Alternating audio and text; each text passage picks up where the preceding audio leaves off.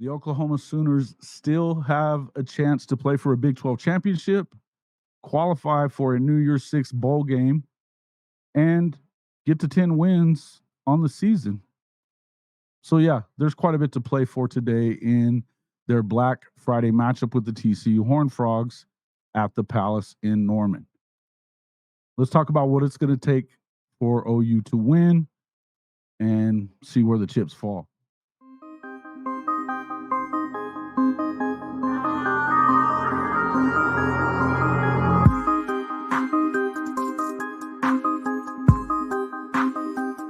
Let's go!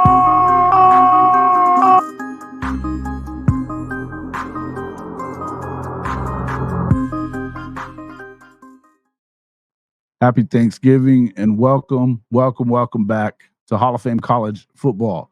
I'm your host, Jason Watkins, and if you love college football, you're definitely in the right place. So before you forget, smash that red subscriber button, like our videos, and don't forget to ring that bell so you don't miss one moment of Hall of Fame College Football. Happy Thanksgiving to all our friends, all our subscribers, the audience here at Hall of Fame College Football with Jason and the coach. I hope everybody enjoyed their Turkey Day festivities with their friends, family, loved ones, and hopefully we'll see one more win for these Oklahoma Sooners as they take on last year's national finalist qualifiers, the TCU Horned Frogs, at home in front of what's expected to be a pretty raucous crowd at the Palace. Before we get into that, I do want to thank all the members of our channel, our Hall of Fame Mafia, which you can become a member of as well.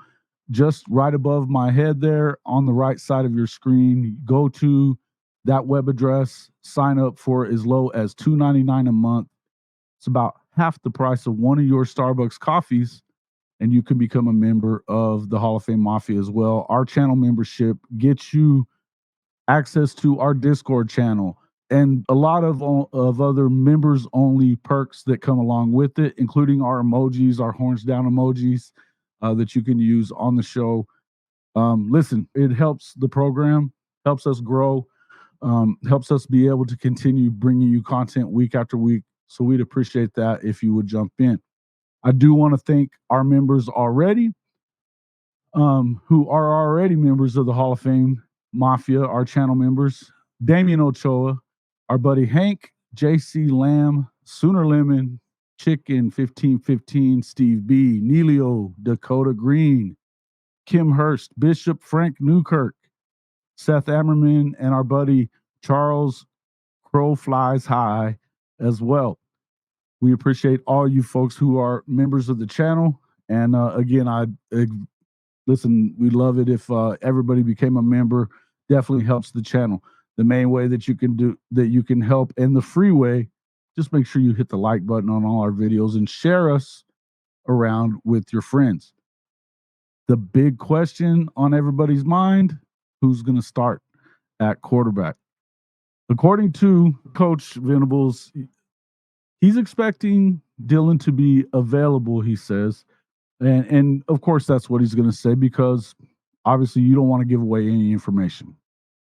You want to have TCU be forced to kind of prepare for either player. That's important. But I think that it's important to also talk about the fact that we did see Dylan Gabriel's head bounce off of the freaking turf last week pretty hard. He wasn't able to go back in. And if you know anything about the training staff at OU, nobody has ever made it back from concussion in just 1 week. So the last thing that I've heard out of practice is that you have not seen Dylan practice this week. It was also a short week. Expect for the freshman to start. Okay. Now, this could be a good thing. This could be a bad thing. But I tell you, for all of us who are, for everybody who's expecting him to start next year anyway, Jackson Arnold, this is probably not a bad thing. Would you prefer to have somebody with a little bit more experience playing in the game that matters? As I said, when you're going into an opportunity to play for the Big 12 championship, a New Year's Six bowl spot, you probably want a guy that has a little bit more experience. The good news is you saw some things that were pretty promising out of Jackson last week in the game. A couple of key third down passes that he was able to fit in, and a check off on that last one. He checked out of one play and into another because he saw something that they had been talking about all week. That tells you that he's paying attention. He seems to understand and be able to read what they're going to get out of a defense. Now, he missed a couple of throws as well, one that would have been a touchdown. But in view of the fact that, first time getting a chance to come in and it's really your ball game now, the nerves were probably up a little bit. In fact, he even said they were. So to go out there, not turn over the football, and go ahead and lead your team down to a couple of scoring drives, it was important. It was important, excited about that. Now, assuming that he does play, I guess the question would be, what does the playbook look like? Does Jeff Lebby open up that playbook and kind of let him go as if he would DG as well? I would say let him go out and play. I would expect that you're probably going to pare down the game plan a bit for him, being that he's a freshman and there's certain things you're probably not going to let him do. But I don't think that you need to make it to where this is just a run-centric only attack that you see from Oklahoma. And there's a reason why. I'll tell you that is the TCU's pass defense is ranked 10th out of 14 teams in the Big 12.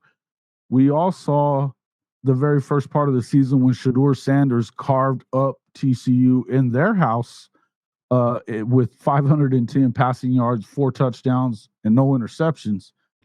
That being said, they do have one of the better cornerbacks in the country, but everybody who plays opposite side of Josh Newton, whether that be Millard Bradford, Avery Helm, Mason White, Javonte McMillan, they've struggled.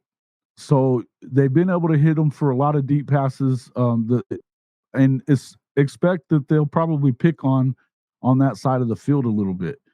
Of course, Newton plays on the right side at cornerback, so I wouldn't expect you to test him a ton. But in view of the fact that they've struggled on that left side or wherever Josh isn't, I would suspect that there's going to be some opportunities to beat these guys in the passing game.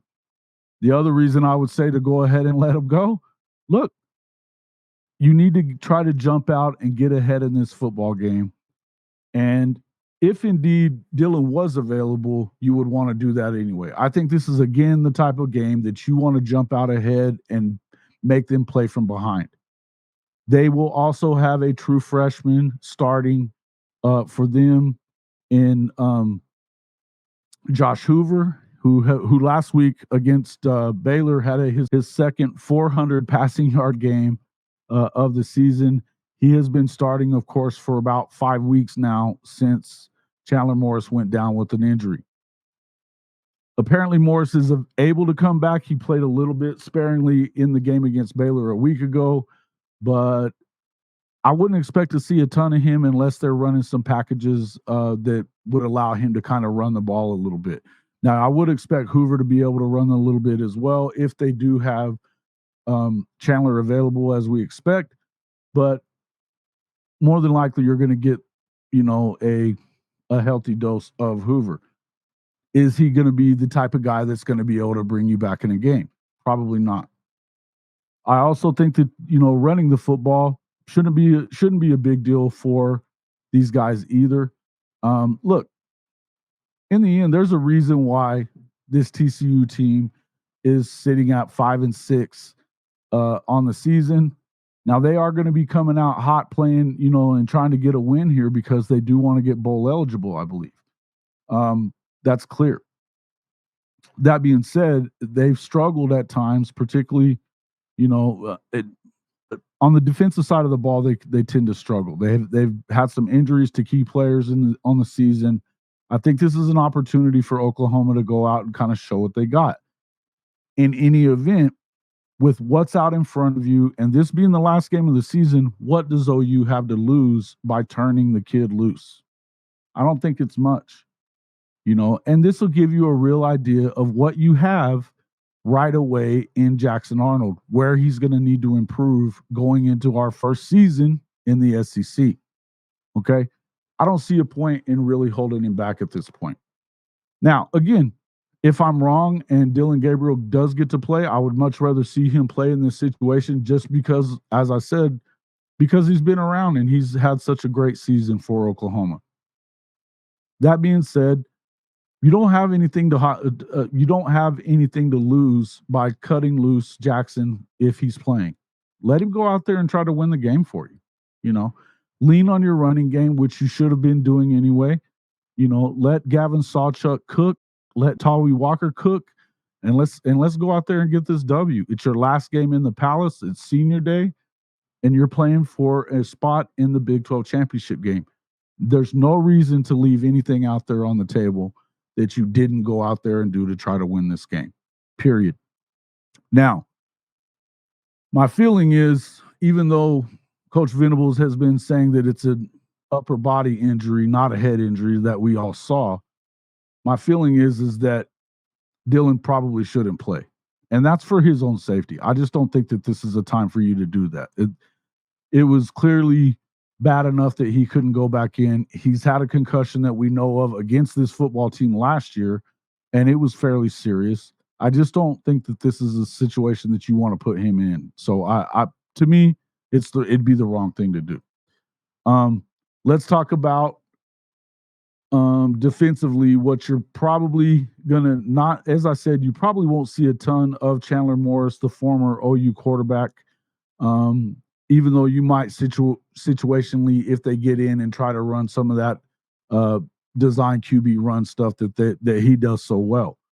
But again, Hoover last week had 412 yards passing with 2 touchdowns to the 6'7", 260-pound tight end and Texas transfer Jared Wiley. Big time player. He's got, I think, I think he's right around 400 or so yards on the season.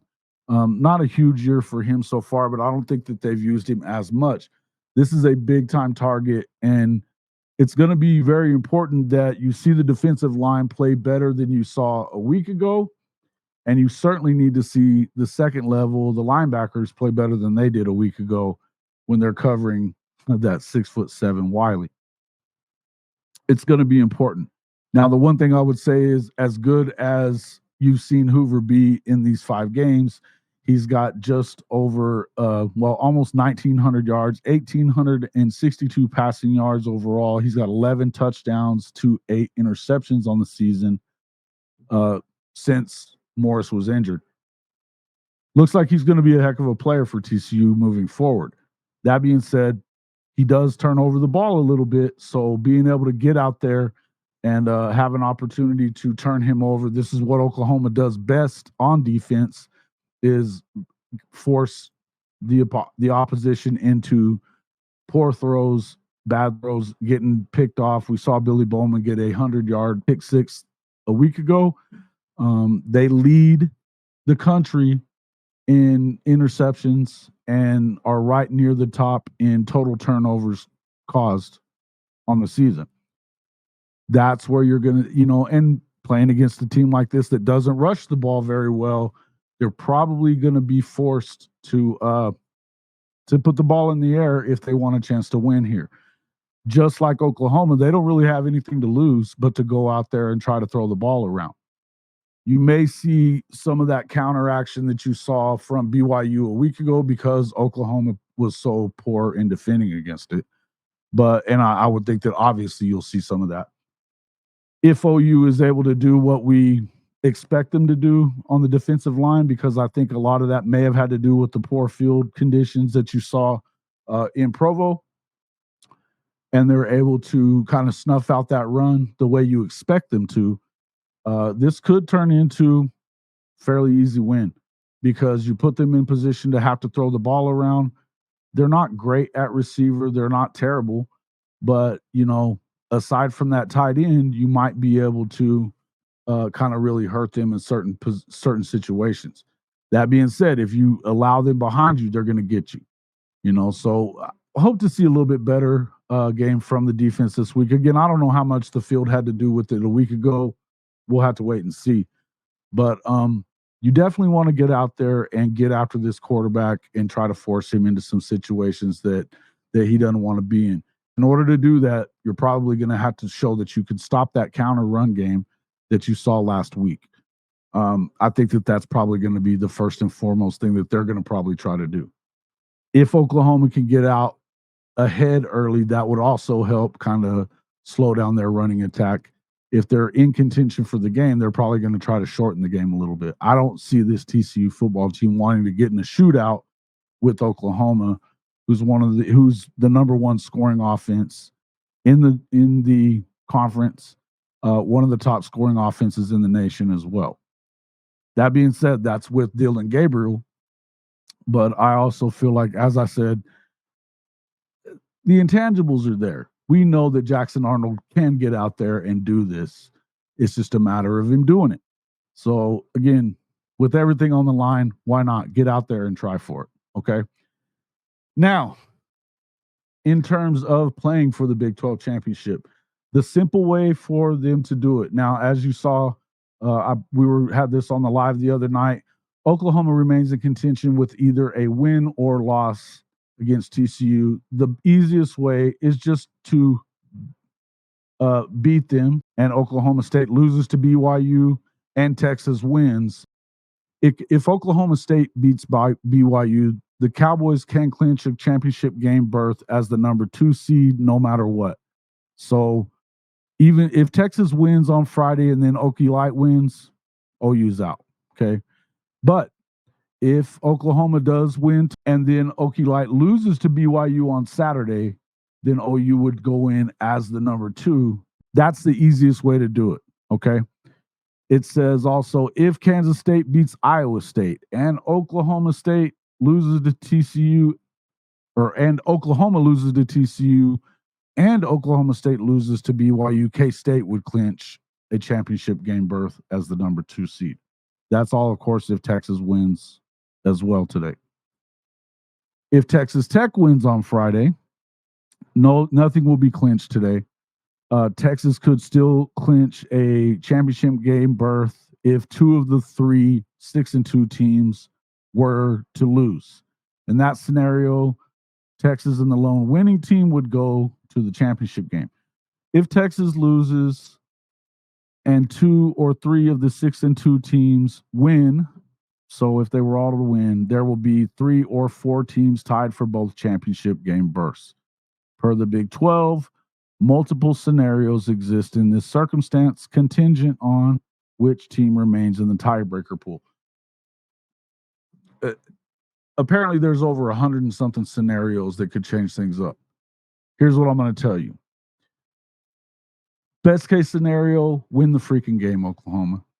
And although you're not going to hear me rooting for Texas to win ever, Oklahoma needs to win, Texas needs to win, Okie Light needs to lose, OU's in the Big 12 championship game.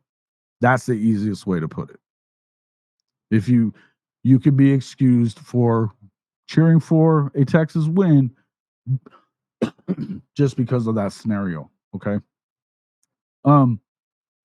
Would I cry if they lost, even if it knocked OU out? No, of course not. It's always horns down here. Always horns down. But I really would like to see and hear Texas and OU fans chanting SEC, SEC on December 2nd because their 2 teams are playing for this Big 12 championship on the way out of town. That would be cool. And who doesn't want a chance to beat Texas twice in a year and screw up their chances at the playoff too? I'm all about that. So would it bother me if they get knocked out? No. But the best case scenario, the best chance for Oklahoma to play for the Big 12 championship is for them to win and Oklahoma to win and then Okie Light to lose. Definitely not rooting for those orange-clad weirdos at all today. All right.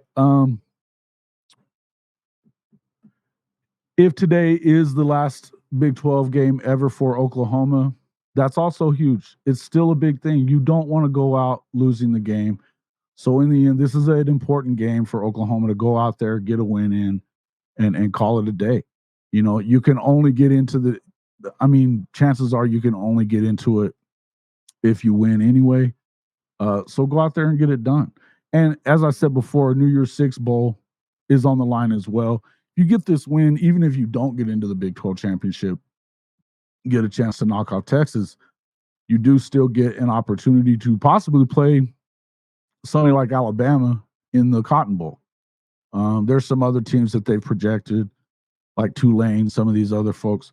But in the end, I think Alabama is a possibility as well if they were to lose the SEC championship game. So it would be a big game heading into the SEC, going up against an Alabama team that looks really, really good.